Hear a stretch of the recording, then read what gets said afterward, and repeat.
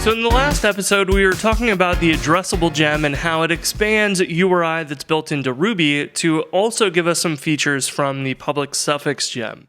This gem maintains a list of the public suffixes that Mozilla keeps track of, and there are a lot of different ones that are in this list. And that gem allows us to then parse out domains properly. So we can use the .com and .co.uk to determine this is the TLD, this is the SLD, and this is the TRD.